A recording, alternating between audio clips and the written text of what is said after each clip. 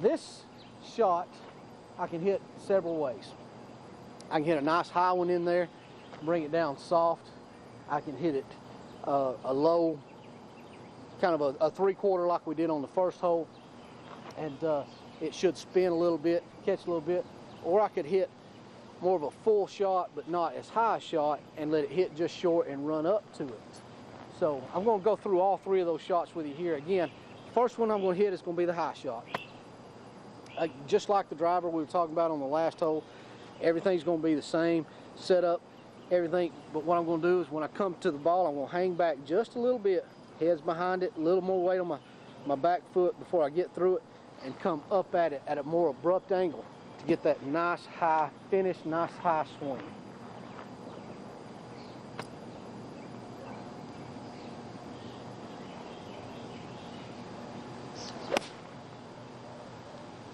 Just left of the hole, I believe, Coop. Good looking shot. There's one birdie putt. Next one I'm going to hit is I'm going to drive one in there a little bit more. Hit a little bit lower because I'm driving it and hitting down on it a little more aggressively. I should get a little more spin on it, so it should be able to catch green or somewhere and stop. What I'm doing here is a little different. Instead of when I come down through it being back here a little bit, I'm going to set up my head directly over the ball, and I'm going to kind of trap this ball. I'm going to hit down on it, and again, keep a nice low finish so that it really pounds it out there.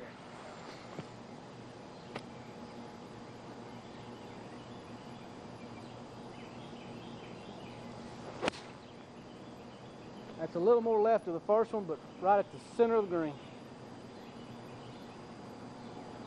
That's another birdie putt, although it be a longer one. And now we're going to hit the shot that I like the most here. What I do sometimes is kind of go in between those two shots there.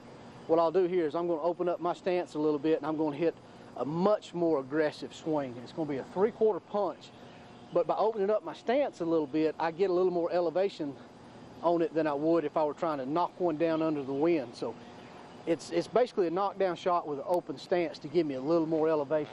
I seem to control my club a lot better when I do that. So I set up to it with an open stance, club's pointed right where I want to hit it. I take a nice aggressive swing at it. Just left your pin, Coop. Missed it a fudge, might need to get up some.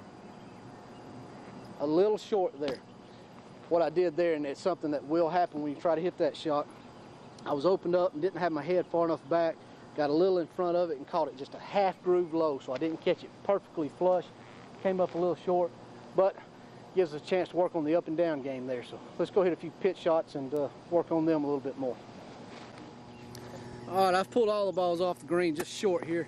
I'm going to hit a few chips. This time I've chose my 58-degree Titleist Vokey wedge here, and I'm going to show you something that I used to really rely on when I was younger. I've got away from it a little bit. Of course, I don't play near as much as I did when I was younger, so things have certainly changed. But used to, I will be able to take my, back then it was a 56-degree Cleveland, and I could hit any shot I needed to hit with it. I could hit the flop shot, I could hit the medium pitch, I could hit a chip and run, I could hit a real hard bump and run with it just by changing the angle of the club face. And I'm going to do that here. I know you guys can't see it on camera, but this first shot, I'm going to open up, as I always do, my feet on the chip shot, and I'm going to open up the club face a little bit. I'm not hitting a flop shot because this shot doesn't call for it. I'm going to hit a nice little soft and high pitch up there. Not bad.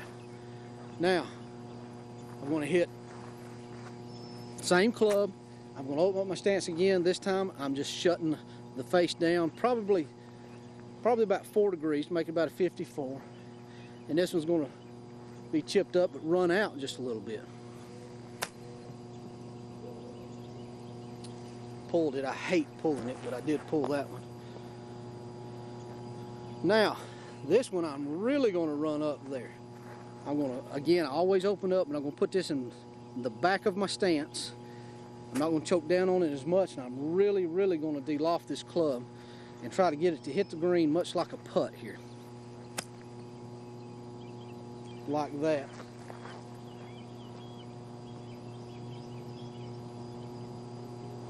I'm a little out of practice on that shot because I haven't used it in years, so we're going to do it again, but you see what I'm talking about. It never really gets more than a couple inches off the ground before it makes contact with the green and then just rolls on out. Pulled it again. Like I said, I despise doing that. My point with that is you don't have to carry 6 wedges to get the job done. All you got to do is realize the loft that you're starting out with and know if you shut it down, and you know, you're never going to know if you're shutting it down 4, 6, 8 degrees, whatever, but you can shut it down to get less, you can open it up to get more. You can have one wedge that you can really make your go-to wedge. That's going to alleviate a lot of decisions you'll have to make about what wedge to hit, what clubs to carry in your bag, and all that stuff. So practice with one, get used to it, and see if it doesn't improve your game a little bit. Now to the terrible 3-4 footer that scares us all so very much, particularly when we're in a match or in competition. When you're out just playing by yourself, this one may not scare you that much, but as the pressure gets on, these putts become some of the toughest shots in golf. When that happens, you've really got to rely on your fundamentals and your mechanics. The biggest tip I can get here, and I'm not going to go much into putting because we're working on a putting DVD and the glasses that a lot of you guys know about, so we'll be coming out with that. But I'll give you the one tip I think that'll help you the most. Today, the one tip I can give you that will help you most is simply to keep your head still. The head is connected to the rest of the body, so where the head goes, so goes the rest of the body. If you're putting and your head comes up, so comes up your club, your waist, your arms, everything. Keep the head still. And one drill that you can use to help you with that is just get these 3 and 4 footers. Don't worry about making them, just line up. Don't even look to see if you make them, just listen, see if you make it. Never look up. I'm not even looking at the line, I'm just hitting putts. What you'll do is start training yourself audibly to not look up. Boy, I should put like this all the time. My head never moves.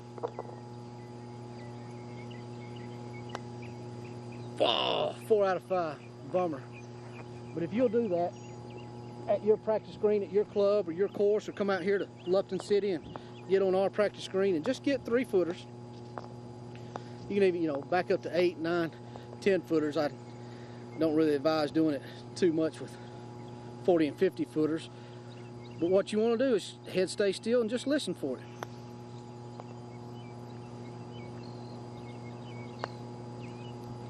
I'm not doing very good now. I'm not training myself audibly. But the head's not moving. I'm not looking at the line. Finally made one there. Still head.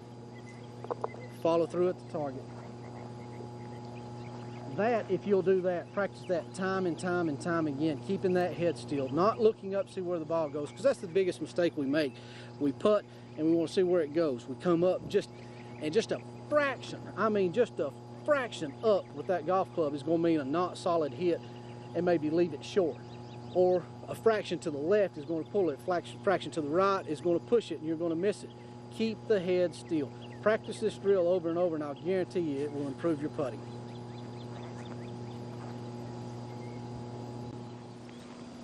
All right, we're going to play the 9th hole to end up the day here. Par 4, the toughest par 4 for us on the golf course, 351 yards. However, having said that, it's if you hit a really good drive, it becomes a really easy par 4.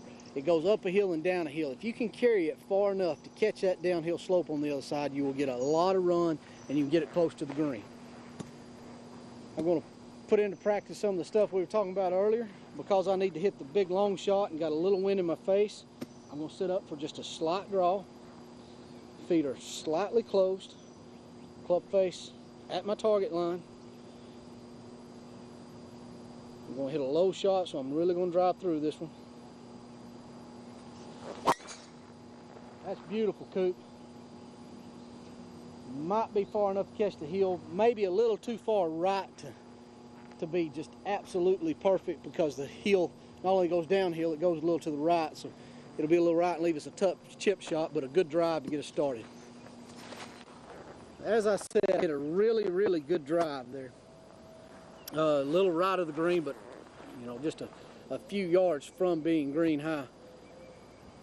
I'm gonna have to, I've got my 58. This is the toughest shot on the golf course, because there's not hardly enough green to work with, and if you drop it short, it's going to kill it and you're going to miss the green. So I'm going to hit a semi-flop shot here. Just try to softly put it up on there.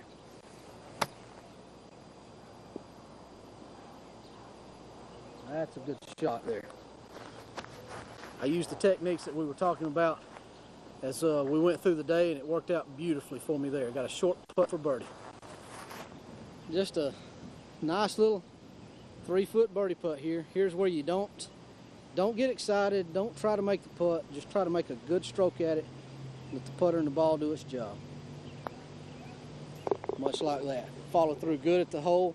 Didn't try to make the putt. Just tried to hit it on the line that I picked. Trusted it. Stroked it. We got a birdie. So we'll be right back, folks, to close out the show with you in just a moment. All right. I hope you enjoyed today's show. I hope you picked something up out of it. Teaching golf and learning golf is it's a tricky business. I don't suggest too many people watch a lot of the Golf Channel.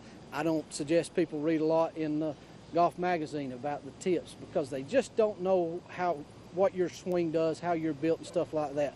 The tips that I've given you today, that's free advice. Go run with it, try it out. I'm not saying that's the key for you, that's the way to do it. I'm simply telling you that's the way that I do it, and you might be able to pick something up on what I put out there today.